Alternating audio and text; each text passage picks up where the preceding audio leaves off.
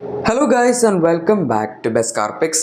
നമുക്കറിയാം ടാറ്റ അവരുടെ അൾട്രോസ് എന്ന് പറയുന്ന ഒരു പ്രീമിയം ഹാച്ച് പാക്ക് ലോഞ്ച് ചെയ്യുന്ന 2020 അത്രയും കാലം ടാറ്റയുടെ ഹാച്ച് പാക്ക് അല്ലെങ്കിൽ ഒരു കുറച്ച് വലിയ സൈസുള്ള ഹാച്ച് പാക്ക് എന്ന് പറഞ്ഞാൽ വിസ്ത വന്നിട്ടുണ്ട്, അതുപോലെ തന്നെ ബോൾട്ട് വന്നിട്ടുണ്ട്. ഈ രണ്ട് വാഹനങ്ങളും അങ്ങനെ നല്ലൊരു റിസപ്ഷൻ കിട്ടിയ വാഹനങ്ങളല്ല ഓഡിയൻസിൻ്റെ സൈഡിൽ നിന്ന്, വാങ്ങുന്നവരുടെ സൈഡിൽ നിന്ന്. കാരണം സെയിൽസിൻ്റെ കാര്യത്തിലൊക്കെ കുറച്ച് മോശമായിരുന്നു. വിസ്ത പിന്നെയും വലിയ കുഴപ്പമില്ലായിരുന്നു, ഇൻഡിക്കയുടെ ഒരു അപ്ഡേറ്റഡ് വേർഷൻ പോലെ വന്നതാണ്. പക്ഷേ ബോൾട്ട് വളരെ മോശം അവസ്ഥയിലായിരുന്നു. പക്ഷേ ഇതിനൊക്കെ ശേഷം പിന്നീട് ടാറ്റ ഇറക്കുന്ന ഒരു പുതിയ ഹാച്ച് പാക്കാണ് നമ്മുടെ അൾട്രോസ്. 2020 ടാറ്റയുടെ പുതിയൊരു ഡിസൈൻ ഫിലോസഫിയിലാണ് ഈ വാഹനം വരുന്നത്. അതുമാത്രമല്ല, ഇറങ്ങിയ സമയത്ത് അത്യാവശ്യം നല്ല രീതിയിലുള്ളൊരു റിസപ്ഷനാണ് ആൾക്കാരുടെ ഭാഗത്ത് നിന്ന് ഈ വാഹനത്തിന് കിട്ടിയത്. ഒന്നാമത്തെ റീസൺ ഇതിൻ്റെ സേഫ്റ്റി ആയിരുന്നു. നല്ല ഹൈ 5 സ്റ്റാർ സേഫ്റ്റി റേറ്റിംഗോടുകൂടിയാണ് ആ സമയത്ത് ഈ വണ്ടി വന്നത്. അതിന് പുറമെ ആ ഒരു സമയം വെച്ച് നോക്കുമ്പോൾ ഇഷ്ടംപോലെ ഫീച്ചേഴ്സും 1.5 litre diesel engine, 1.2 NA petrol, അങ്ങനെ ഓരോ ഓപ്ഷൻസ് ഒക്കെ ഉണ്ടായിരുന്നു. പക്ഷേ കാലം മുന്നോട്ട് പോകും തോറും വേറെ ഒരുപാട് വാഹനങ്ങൾ വന്നു. മെയിനായിട്ട് നമ്മുടെ ബലേനോയുടെ മേജർ ഫേസ് ലിഫ്റ്റ്, പുതിയ ജനറേഷൻ ബലേനോ തന്നെ വേണമെങ്കിൽ പറയാം. ആ വണ്ടി വന്ന സമയത്താണ് അൾട്രോസിന് ഒരു മേജർ അടി കിട്ടിയത്. ആ സമയപ്പോഴേക്കും എൻ്റെ സെയിൽസ് പതുക്കെ കുറയാൻ തുടങ്ങി. അതുപോലെ തന്നെ i20യുടെയും പുതിയ ജനറേഷൻ 2020 വന്നായിരുന്നു. അത് അത്ര അധികം അൾട്രോസിനെ അങ്ങോട്ട് ബാധിച്ചിട്ടില്ല. പക്ഷെ എന്നാലും ഇപ്പോഴത്തെ സെയിൽസ് കണക്ക് വെച്ച് നോക്കാനാണെങ്കിൽ 1000 to 2000 ഇടയിൽ മാത്രമേ അൾട്രോസിന് സെയിൽ കിട്ടാറുള്ളൂ. i20ക്ക് ഏകദേശം 4000-5000 വെച്ച് കിട്ടാറുണ്ട്. ബലേനോ തന്നെ പറയണ്ടല്ലോ, 15000 to 18000 ഓർ ചില മാസങ്ങളിൽ 20000 വരെയൊക്കെ ബലേനോയ്ക്കും സെയിൽസ് കിട്ടാറുണ്ട്. പക്ഷേ എന്നാൽ ഇതൊക്കെ കാരണം, അതായത് ഇപ്പോൾ സെയിൽസ് കുറയുന്നത് കാരണം ടാറ്റ ഫൈനലി നമ്മുടെ അൾട്രോസ് ഒരു ഫേസ് ലിഫ്റ്റ് ഒക്കെ കൊടുത്ത് മൊത്തത്തിലൊന്ന് കുട്ടപ്പനാക്കാൻ തീരുമാനിച്ചിട്ടുണ്ട്. ആൻഡ് ആ ഫേസ് ലിഫ്റ്റ് അവർ അത്യാവശ്യം മാറ്റങ്ങൾ വരുത്തിയിട്ടുണ്ട്. ഇതിന് മുന്നേ ഇതിൻ്റെ സ്പൈ ഷോട്ട് കണ്ട സമയത്ത് അത്ര ക്ലിയർ ആയിട്ടുള്ള ഇമേജസ് ഒന്നും അല്ലായിരുന്നു, നമുക്ക് അങ്ങനെ വളരെ ഡീറ്റെയിൽ ആയിട്ടൊന്നും പറയാൻ പറ്റിയിട്ടില്ലായിരുന്നു. പക്ഷേ ഇപ്പോൾ വന്നിരിക്കുന്ന ഇമേജസിൽ നമുക്ക് കുറച്ചുകൂടി കാര്യങ്ങൾ പറയാൻ പറ്റും.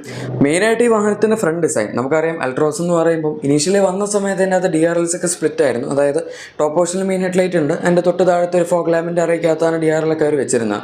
പക്ഷേ എന്തായാലും ഈ വണ്ടിയിൽ അങ്ങനത്തെ ഒരു ഡിസൈൻ പാറ്റേൺ അല്ല വരുന്നത്. നമുക്ക് DRL എല്ലാം അതിൻ്റെ ഹെഡ്ലൈറ്റ്സിൽ തന്നെ ഇൻറ്റഗ്രേറ്റഡ് ആയിരിക്കും കിട്ടുന്നത്. അതുപോലെ തന്നെ ഫോഗ് ലാമ്പ് ആണെങ്കിലും താഴെ തന്നെ ഒരു ഹൗസിംഗ് കാണാം, മിക്കവാറും LED പ്രൊജക്ടേഴ്സ് ആയിരിക്കും. പക്ഷേ DRLs ഒന്നും അതിൻ്റെ അകത്ത് ഒരു കൊടുത്തിട്ടില്ല. പിന്നെ നേരത്തെ ഹാലജൻ ഹെഡ് ലാമ്പ് ആയിരുന്നു ഉണ്ടായിരുന്നത്. ഇപ്പോൾ അതും ആ ഒരു പ്രൊജക്ടർ സെറ്റപ്പ് പോലെ തോന്നുന്നുണ്ട്. അതുപോലെ തന്നെ ഈ വാഹനത്തിൻ്റെ മെയിൻ ഹെഡ് ലാമ്പ് ആണെങ്കിലും അതും ഹാലജൻ ആയിരുന്നു. ഇനിയിപ്പോൾ അതും മാറി നമുക്കൊരു ലേറ്റസ്റ്റ് ആയിട്ടുള്ള പ്രൊജക്ടർ സെറ്റപ്പിലോട്ട്, അതും LED ഹെഡ്ലൈറ്റ്സിലോട്ട് തന്നെ മാറും. പിന്നെ ഈ വാഹനത്തിൻ്റെ ഒരു കട്ടിങ് കാണാം. നമ്മുടെ ഹുഡിൻ്റെ എൻഡിലേക്ക് വരുമ്പോഴേക്കും ഒരു ആർക്ക് പോലെ ഇങ്ങനെ അങ്ങോട്ട് കവർ ചെയ്ത് പോകുന്നുണ്ട്. അത് നേരത്തെ ഉണ്ടായിരുന്നു. പക്ഷേ ഹെഡ്ലൈറ്റ്സിൻ്റെ അറേ ഫ്രണ്ടിൽ മൊത്തം മാറിയിട്ടുണ്ട്. നമുക്ക് കുറച്ചുകൂടി സ്ലീക്ക് ആയിട്ടുള്ളൊരു ഹെഡ്ലൈറ്റ്സ് ആണ് ഇപ്പോൾ കിട്ടുന്നത്.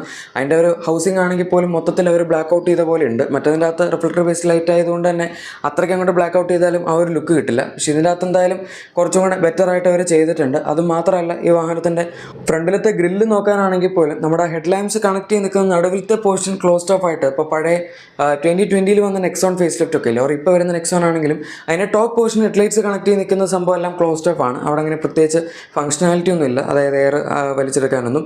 പക്ഷേ താഴത്തെ പോർഷനിലേക്ക് വരുമ്പോഴേക്കും അവർ കുറച്ചുകൂടെ വലിയൊരു എയർ ഡാം കൊടുത്തിട്ടുണ്ട്. അത് മതിയാവും വണ്ടിക്ക് അകത്തോട്ട് എയർ കിട്ടാനായിട്ട്. സോ അതും ഒരു ഡിസൈൻ ചേഞ്ച് ആയിട്ട് തന്നെ പറയാം. പിന്നെ നമുക്ക് സൈഡിൽ ഇതിനകത്ത് അലോയ് വീൽസിൻ്റെ ഡിസൈൻ ചേഞ്ച് തീർച്ചയായും പറയാൻ പറ്റും. 5 സ്പോക്ക് അലോയ്സ് പോലെയാണ് ഇത് കണ്ടിട്ട് തോന്നുന്നത്. നമുക്ക് എപ്പോഴും അൾട്രോസിൽ 16 ഇഞ്ച് വീൽസാണ് കിട്ടുന്നത്. ഇതിൻ്റെ അകത്തും വീൽ സൈസിൽ അങ്ങനെ വ്യത്യാസം വരേണ്ട സാധ്യതയില്ല, 16 ഇഞ്ച് തന്നെ ആയിരിക്കും. പക്ഷേ അല്ലാതെ നോക്കാനാണെങ്കിൽ മൊത്തത്തിലുള്ള ഒരു ഡിസൈൻ വ്യത്യാസം ഉണ്ടാവും. പിന്നെ ഡോർ ഹാൻഡിൽസ്, അതൊരു വലിയ അപ്ഗ്രേഡ് ആണ്. ഇതുവരെ ഫ്ലഷ് ഫിറ്റിംഗ് ഡോർ ഹാൻഡിൽസ് ഉള്ള ടാറ്റയുടെ വാഹനം എന്ന് പറയുന്നത് നമ്മുടെ കർവ് മാത്രമേ ഉള്ളൂ. കർവും അതുപോലെ കർവ് EVയും. ഈവൻ ഇനി വരാൻ പോകുന്ന ഹാരിയറിനകത്ത് പോലും ഇലക്ട്രിക്കൽ അവർ ഫ്ലഷ് ഫിറ്റിംഗ് ഡോർസ് കൊടുത്തിട്ടില്ല. പക്ഷേ അൾട്രോസ് ഫേസ് ലിഫ്റ്റിൽ Tata flush fitting door handles ആണ് കൊടുത്തിരിക്കുന്നത്. ഈ സെഗ്മെൻറ്റിൽ ആദ്യമായിട്ടാണ് ഇത് വരുന്നത്. നിങ്ങൾക്ക് ഏറ്റവും അഫോർഡബിൾ ആയിട്ട് ഫ്ലഷ് ഫിറ്റിംഗ് ഡോർസ് വേണമെന്നുണ്ടെങ്കിൽ അതിപ്പോൾ കിട്ടുന്നത് സെറോസിലാണ്. ബാക്കി വാഹനങ്ങളൊന്നും ഞാൻ അങ്ങനെ കണ്ടിട്ടില്ല. പിന്നെ നമുക്ക് നോക്കാനാണെങ്കിൽ ബാക്കിലത്തെ ഡോർ ഹാൻഡിലൊക്കെ ഇപ്പോഴും നമ്മുടെ ആ ഒരു പഴയ സീപ്പലർ മോഡലായിട്ട് തന്നെയാണ് കൊടുത്തിരിക്കുന്നത്. ഇതിൻ്റെ ORVM ഡിസൈനിലും ചെറിയൊരു ചേഞ്ച് കാണാൻ പറ്റുന്നുണ്ട്. വളരെ സ്ലീക്ക് ആയിട്ടുള്ള ഇൻഡിക്കേറ്റേഴ്സാണ് ഇതിൻ്റെ അത് അവർ കൊടുത്തിരിക്കുന്നത്. ഈ ഒരു പിക്ചറിൽ ORVM ഇല്ല, പക്ഷേ നേരത്തെ പടത്തിലൊക്കെ ഉണ്ടായിരുന്നു.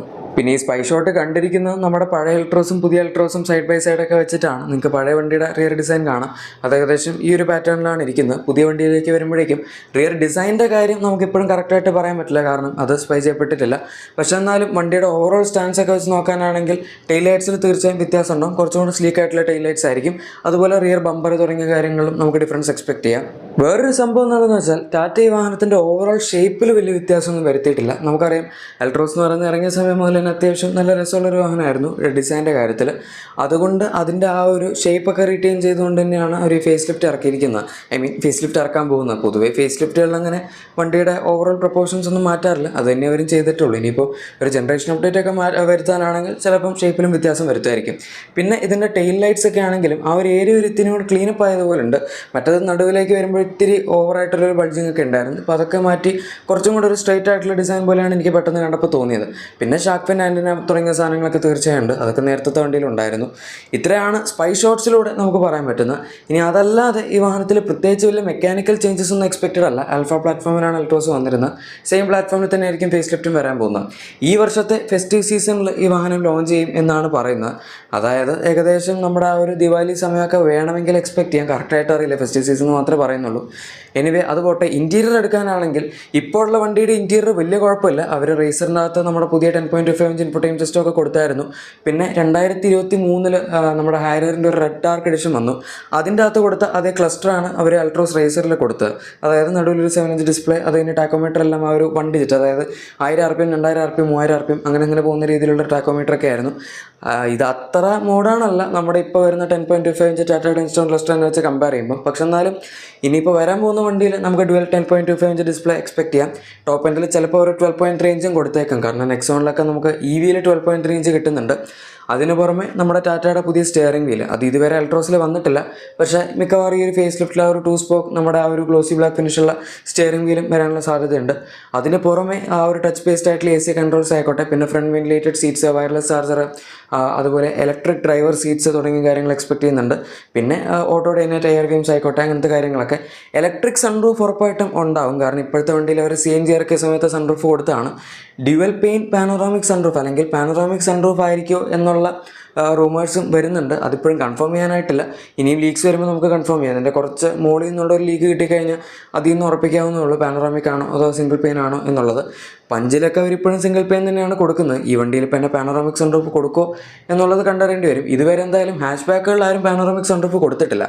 അതുകൊണ്ട് ടാറ്റ പൊതുവേ സൺറൂഫ് അത്യാവശ്യം നന്നായിട്ട് പ്രൊമോട്ട് ചെയ്യുന്നൊരു കമ്പനി ആയതുകൊണ്ട് അത് കൊടുത്തു കഴിഞ്ഞാൽ അവർക്കൊരു യുണീക്ക് സെല്ലിംഗ് പോയിൻ്റ് ആയിട്ട് വേണമെങ്കിൽ പറയാൻ പറ്റും. അതല്ലാതെ എഞ്ചിൻ വൈസ് ഒക്കെ നോക്കാനാണെങ്കിൽ 1.2 NA, 1.2 ടർബോ, അതുപോലെ 1.5 ഡീസൽ തുടങ്ങിയ എഞ്ചിൻസാണ് കിട്ടുന്നത്. ഇതിൽ ഒരു എഞ്ചിനും ഇപ്പോൾ തൽക്കാലത്തേക്ക് ഡിസ്കണ്ടിന്യൂ ചെയ്യുന്നതിനെ പറ്റി പറഞ്ഞിട്ടില്ല. ഡീസൽ അവർ നിർത്തും BS7 വരുമ്പോഴേക്കും. പക്ഷേ ഇപ്പോഴത്തെ സാഹചര്യത്തിൽ ആകപ്പാടെ BS6 അതായത് BS6.2 നമുക്ക് ഡീസൽ എഞ്ചിൻ കിട്ടുന്നൊരു ഹാച്ച് ബാക്ക് അൾട്രോസ് മാത്രമേ ഉള്ളൂ. ഇതിനു മുന്നേ BS6.2 വരുന്നവർ i20 ഉണ്ടായിരുന്നു. 2 വന്നപ്പോഴേക്കും i20 ഹ്യുണ്ടായി നിർത്തി. പിന്നെ പറയാൻ പറ്റുന്നത് ഇതിൻ്റെ ടർബോ പെട്രോളാണ്. ഇപ്പോൾ നമുക്ക് അൾട്രോസ് റേസർ എന്ന് പറഞ്ഞ മോഡലിലാണ് 1.2 120 bhp നെക്സോണിൻ്റെ അതേ പവറുള്ള പെട്രോൾ എഞ്ചിൻ വരുന്ന. ടർബോ ഉണ്ടായിരുന്നു, പക്ഷെ അതിപ്പോൾ അവരങ്ങനെ കൊടുക്കുന്നില്ല എന്ന് തോന്നുന്നു. അത് 110 bhp ആയിരുന്നു. ഇനിയിപ്പം നമ്മുടെ പുതിയ അൾട്രോസ് വരുമ്പോൾ അതിനകത്ത് റേസർ മോഡൽ ഇറക്കും എന്നുള്ളത് കണ്ടറിയേണ്ടി വരും. കാരണം റേസർ അത്ര നല്ല റിസപ്ഷൻ അല്ല പൊതുവെ ആൾക്കാരുടെ ഭാഗത്തുനിന്ന് കിട്ടിയിരിക്കുന്ന ഒരു കൈൻഡ് ഓഫ് മിക്സർ ഒപ്പീനിയൻ ആണ്. അതിപ്പോൾ പവറിൻ്റെ കേസിലാണെങ്കിലും അതുപോലെ തന്നെ വാഹനത്തിൻ്റെ സെയിൽസ് എടുക്കാനാണെങ്കിൽ പോലും. എനിവേ ഗൈസ്, ഇതാണ് നമുക്കിപ്പോൾ അൾട്രോസ് ഫേസ് ലിഫ്റ്റിനെ പറ്റി ലേറ്റസ്റ്റ് ആയിട്ട് പറയാൻ പറ്റുന്ന കാര്യങ്ങൾ. നിങ്ങൾക്ക് ഈ വാഹനത്തെ പറ്റിയുള്ള അഭിപ്രായം എന്താണെന്നുള്ളത് താഴെ കമൻസിൽ പറയാം. അതുപോലെ എക്സിസ്റ്റിംഗ് വാഹനത്തിന് എന്തെങ്കിലും ചെറിയ ആക്സസറീസോ ക്ലീനിങ് പ്രൊഡക്ട്സോ വേണമെന്നുണ്ടെങ്കിൽ നമ്മുടെ ഡിസ്ക്രിപ്ഷൻ അല്ലെങ്കിൽ പ്രൊഡക്റ്റ് ടാഗ് ചെക്കൗട്ട് ചെയ്താൽ മതി. നിങ്ങൾക്ക് എല്ലാ കാര്യങ്ങളും അവിടെ നിന്ന് ലഭിക്കുന്നതായിരിക്കും. വീഡിയോ ഇഷ്ടപ്പെട്ടെങ്കിൽ മറക്കാതെ തന്നെ ലൈക്കും സബ്സ്ക്രൈബും ഷെയറും കൂടെ ചെയ്തേക്കാം. നമുക്ക് മറ്റൊരു വീഡിയോയിൽ കാണാം. Thank you for watching my video and good bye.